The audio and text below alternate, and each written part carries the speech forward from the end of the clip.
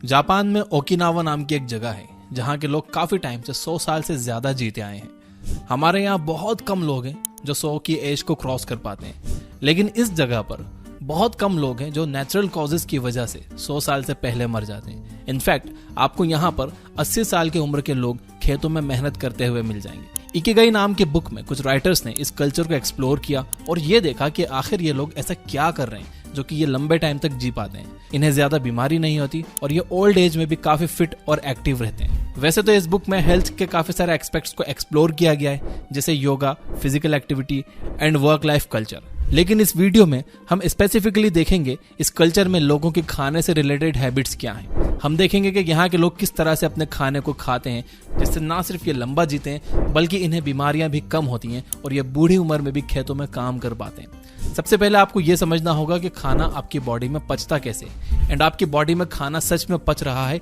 या सड़ रहा है। खाने का डाइजेशन हमारे मुंह में ही स्टार्ट हो जाता है। हमारे मुंह में प्रोड्यूस होने वाला सलाइवा खाने में प्रेजेंट स्टार्च को ब्रेक करता है। तो अगर आप स्टार्च बेस्ड डाइट जैसे फ्रूट्स या आलू खा रहे हो तो उसका एक मेजर पोर्शन आपके मुंह में ही डाइजेस्ट हो जाता है। जब आप अच्छे से खाने को चबा कर निगलते हो तो खाना आपके इसोफेगस से होकर आपके पेट में जाता है। एक बार खाना आपके पेट में पहुंच गया तो आपका पेट 3 एंजाइम्स रिलीज करता है, हाइड्रोक्लोरिक एसिड, म्यूकस और पेप्सिन। पेप्सिन आपके खाने में प्रेजेंट प्रोटीन को डाइजेस्ट करने में हेल्प करता है, लेकिन पेप्सिन को काम करने के लिए एक एसिडिक मीडियम की जरूरत होती है और यह acidic medium hydrochloric acid provide करता है। अब क्योंकि हाइड्रोक्लोरिक एसिड एक बहुत ही स्ट्रॉन्ग एसिड है जो आपके पेट को काट सकता है, इसलिए आपके पेट में म्यूकस भी रिलीज होता है जो आपके पेट के इनर वॉल्स को चारों तरफ से घेर लेता है और उसे प्रोटेक्ट करता है। अगर आपके पेट में म्यूकस कम हो जाए या हाइड्रोक्लोरिक एसिड बढ़ जाए तो ये एसिड हमारे पेट के इनर वॉल्स को नुकसान पहुंचाने लगता है और हमारे पेट में छाले पड़ जाते हैं जिन्हें अल्सर भी कहा जाता है। जब पेट में ये तीनों एंजाइम्स आ जाते हैं तो पेट एक चर्निंग एक्टिविटी करने लगता है,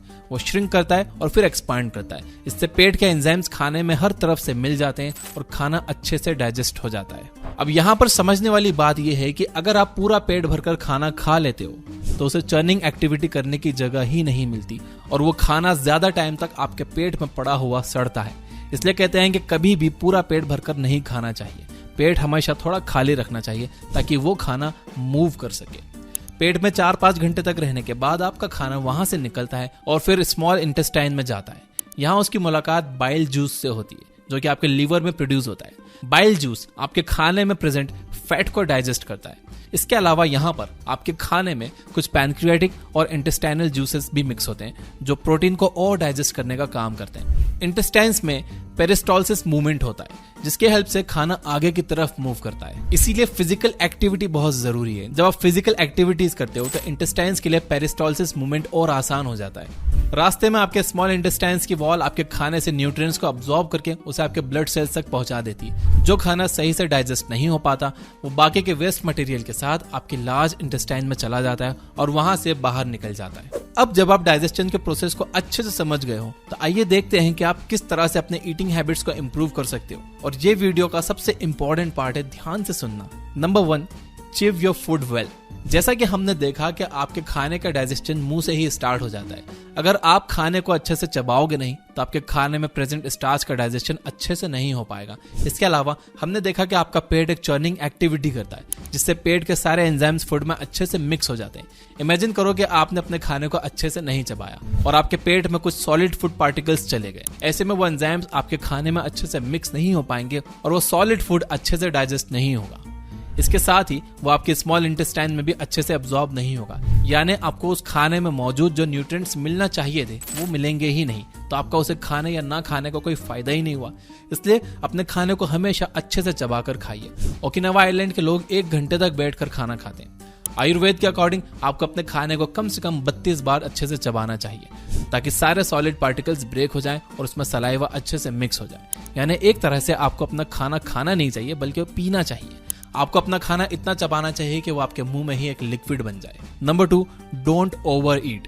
हमें लगता है कि ज्यादा खाने से हमारे अंदर ज्यादा एनर्जी रहेगी और हम हेल्दी रहेंगे, लेकिन ऐसा नहीं। इकिगाई में कहा गया है कि आपको अपना खाना सिर्फ 80% कैपेसिटी तक खाना चाहिए। हमने देखा कि आपके पेट में एक चर्निंग एक्टिविटी होती है जिससे आपके पेट में मौजूद एंजाइम्स आपके खाने में मिक्स हो जाते हैं। इमेजिन कीजिए कि आपका पेट पूरी तरह से खाने से भरा हुआ और उसमें बिल्कुल स्पेस नहीं है। ऐसे में आपके पेट को चर्न करने में प्रॉब्लम होगी, उसमें एंजाइम्स अच्छे से मिक्स नहीं हो पाएंगे एंड आपका खाना पचेगा नहीं बल्कि सड़ेगा।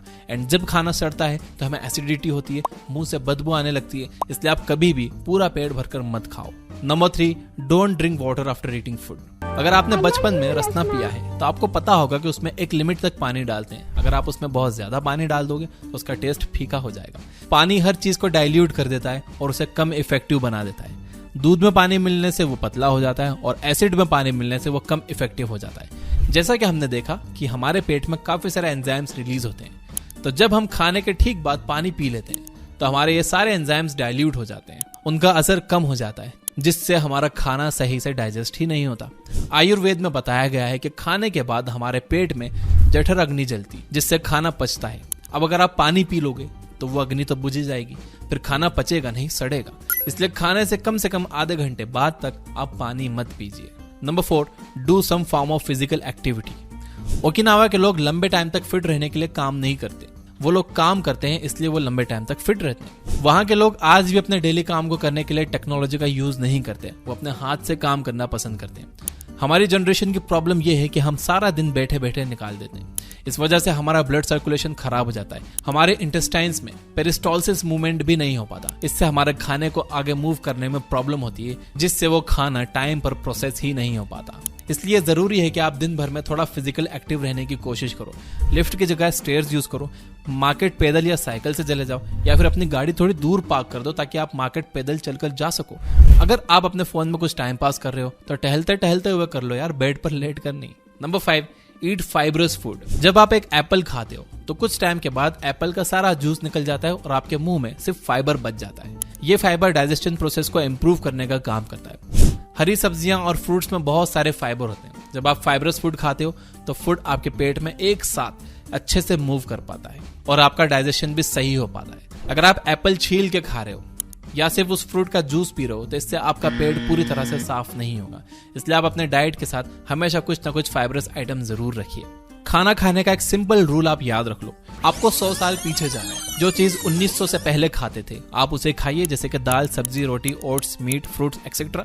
जो चीज साल 1900 से पहले एग्जिस्ट तो करती थी लेकिन लोग उसे कम खाते थे, आप उसे भी कम खाओ, जैसे कि शुगर। और जो चीज साल 1900 से पहले एग्जिस्ट ही नहीं करती थी आप उसे जितना ज्यादा हो सके उतना ज्यादा अवॉइड करो। इस कैटेगरी में आपके सारे प्रोसेस्ड फूड आइटम और जंक फूड आ जाते हैं। अगर आप इस सिंपल से रूल को फॉलो करोगे तो आपको पेट से रिलेटेड कोई प्रॉब्लम नहीं होगी और लंबा जियोगे और हेल्दी और फिट रहोगे। तो इसी बात पे मेरे साथ अफर्म करिए यस आई विल कमेंट में लिखकर। और ये वीडियो अगर हेल्पफुल लगा हो तो इसे शेयर भी करिए सबके साथ। और अगर आप इस वीडियो को अभी तक देख रहे हो तो इसे लाइक जरूर करिए ताकि मुझे पता चल जाए कि कितने लोगों ने लास्ट तक ये वीडियो देखी।